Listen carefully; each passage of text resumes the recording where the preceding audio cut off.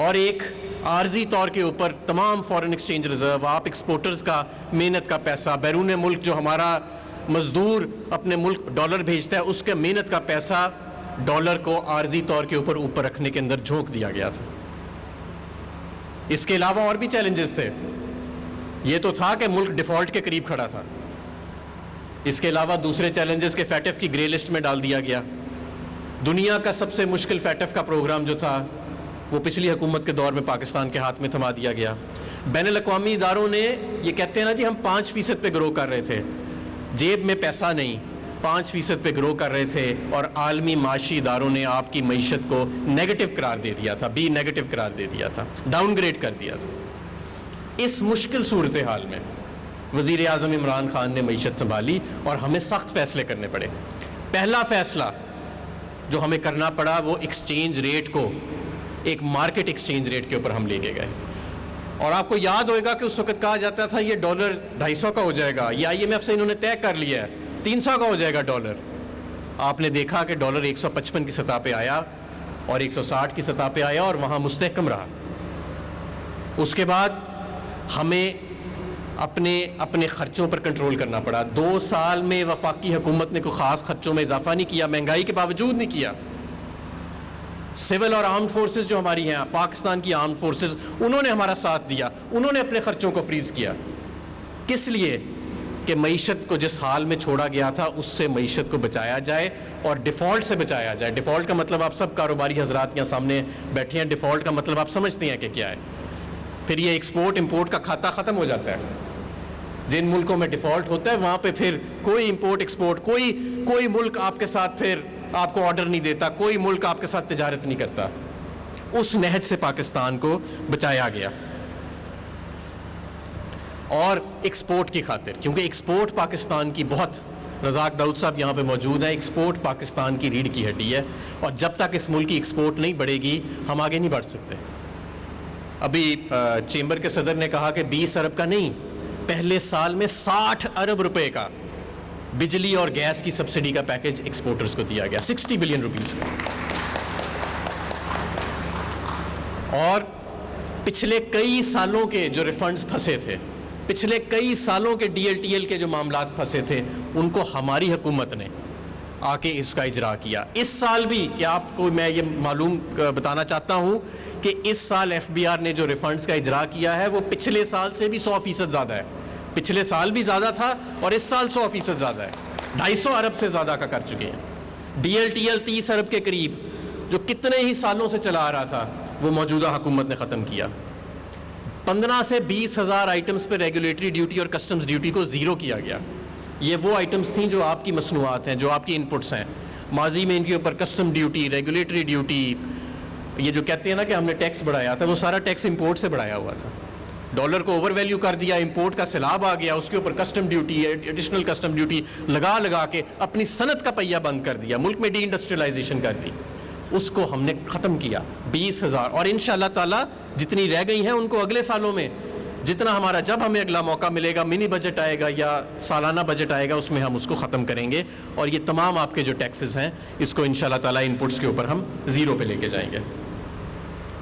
اس کے علاوہ as of doing business index, میں آپ کو یہ بتانا چاہتا ہوں کہ 2013 سے 2018 میں کوئی 36 سے 40 پوائنٹس دنیا کی جو as of doing business index ہے کہ ہر ملک میں کاروبار کرنا کتنا مشکل ہے، اس میں پاکستان 40 پوائنٹس کے قریب لوز کر گیا تھا، 36 سے 40 پوائنٹس۔ پاکستان تحریک انصاف کے پہلے سال کے حکومت میں الحمدللہ ہم نے 28 پوائنٹ کا ریورسل کیا ہے پہلے ایک سال کے اندر، اور انشاءاللہ اس سال بھی کووڈ کے باوجود انشاءاللہ اس سال بھی ہم اتنا ہی تقریباً ریورسل کریں گے، مجھے انشاءاللہ پوری امید ہے۔ اب یہ سفر جاری تھا، ہمارے اشاریے بہتر ہوئے، معیشت کے کرنٹ اکاؤنٹ کا خسارہ جو تھا وہ پہلے سال میں اس میں بہت کمی آئی، دوسرے سال میں مزید کمی آئی، اور اب اس سال الحمدللہ پہلے کوارٹر میں وہ سرپلس میں چلا گیا۔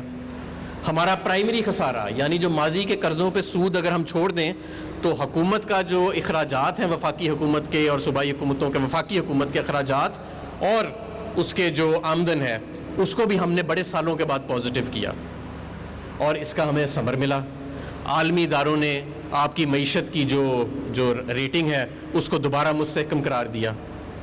اور اس سارے عمل کے اندر ہم پہ کووڈ کی وبا آئی جو جس طرح ساری دنیا پہ آئی ہے, اور یہ بہت مشکل فیصلہ تھا ہمارے لیے. جو آپ کو معلوم ہے کہ اپوزیشن جماعتیں کہتی تھیں کہ سب کچھ بند کر دو, ایکسپورٹ کی صنعت بھی بند کر دو, منڈیاں بند کر دو, مارکیٹیں بند کر دو, اور کوئی فرق نہیں پڑتا بے روزگاری ہوتی ہے, کوئی فرق نہیں پڑتا کہ اس ملک میں بھوک آتی ہے, بس سب کچھ بند کر دو. اور یہاں تک کہا جاتا تھا کہ وزیر اعظم پہ اور ان کی ٹیم پہ FIR کاٹی جائے گی جتنی اموات ہوئیں گی کووڈ کی. یہ وہی لوگ کہتے تھے جو آج گلی گلی چوک چوک میں جلسے کرتے پھر رہے ہیں. آپ نے دیکھا کہ پوری دنیا ایک طرف تھی, امپیریل کالج کی سٹڈی کو لہرایا جاتا تھا. وزیر اعظم عمران خان نے یہ دلیرانہ فیصلہ کیا کہ مشرقی ملک, ہمارا غریب ملک, امیر ملک کے نسخے پہ نہیں چل سکتا, ہمیں SOPs کے ساتھ اپنی صنعت کو چلانا ہے, ہمیں اپنے مزدور کے روزگار کو روزگار دینا ہے, ہمیں معیشت کا پہیہ چلانا ہے. اور اس کا نتیجہ آپ نے دیکھا کہ عالمی صحت کے ادارے نے جو 7 ملک ہیں پوری دنیا میں جنہوں نے کووڈ سے کی پہلی لہر کو بہترین طریقے سے مینیج کیا, اس میں پاکستان کا بھی نام الحمدللہ شامل ہے.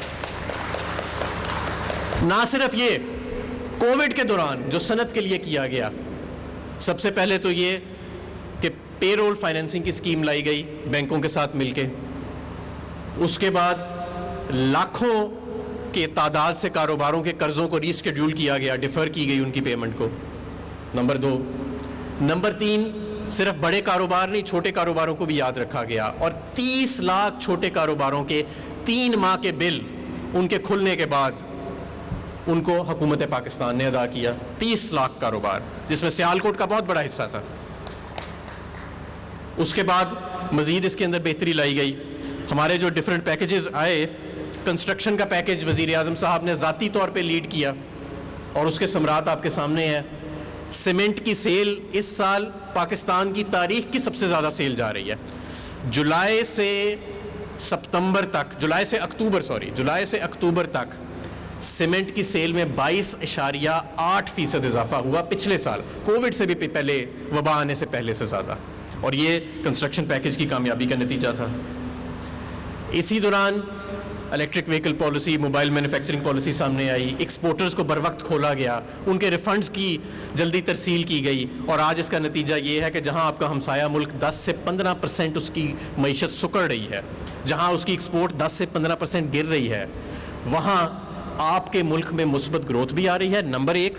نمبر 2, ایکسپورٹس جو ہیں وہ بڑھ رہی ہیں. نمبر 3, آپ کی لارج سکیل مینوفیکچرنگ جو ہے, جس کے اندر درجنوں سیکٹرز شامل ہیں, وہ سب ستمبر کے اندر 7.5% ان کے اندر گروتھ دیکھنے میں آئی. یہ سب اس وقت ہو رہا ہے جب باقی ساری دنیا جو ہے وہ معیشت جو ہے وہ میلٹ ڈاؤن کے اندر ہو رہی ہے. اور اس کی وجہ یہ ہے کہ ایک بہتر طریقے سے مینیج کیا گیا, آپ کی آواز کو سنا گیا, آپ کے ساتھ مسلسل رابطہ رکھا گیا کہ کاروباری آدمی کیا کہہ رہا ہے, کہ کس طرح جہاں پہ یہ ایک چیلنج ہے وہاں ہمارے ایکسپورٹر کے لیے اپرچونٹی بھی ہے, اور اس اپرچونٹی کو ہم نے استعمال کیا. آج الحمدللہ سیمنٹ کی سیل کا میں نے ذکر کیا, فرٹیلائزر کی سیل ہمیں انشاءاللہ یقین ہے کہ وہ بھی پاکستان کی تاریخ کی سب سے زیادہ سیل جائے گی اس سال. ٹیکسٹائلز بہت زیادہ ترقی کر رہی ہیں. پورا سال فیصل آباد میں ہم وزیر اعظم صاحب کے ساتھ موجود تھے 2 ہفتے پہلے, تو فیصل آباد میں جس طرح سیالکوٹ میں آج مجھے بتا رہے تھے صنعت کار کہ یہاں پہ بھی اب مزدور ملنے میں دقت ہوتی ہے, تو فیصل آباد میں جو ٹیکسٹائل کا ورکر ہے وہ بھی ملنے میں دقت ہو رہی ہے. آٹو موبیلز, گاڑیوں کی سیل بڑھی ہوئی ہے, موٹر سائیکلوں کی سیل بڑھی ہوئی ہے, ٹریکٹر کی سیل بڑھی ہوئی ہے آپ کے ملک میں, فارماسیوٹیکلز کی ایکسپورٹ جو ہے اور لوکل سیل جو ہے وہ بڑھی ہوئی ہے آپ کے ملک میں, اور باقی تمام انڈسٹریز تقریباً اس وقت اپنی فل کیپیسٹی کے اوپر چل رہی ہیں. یہ سفر مشکل تھا, یہ سفر آسان نہیں تھا.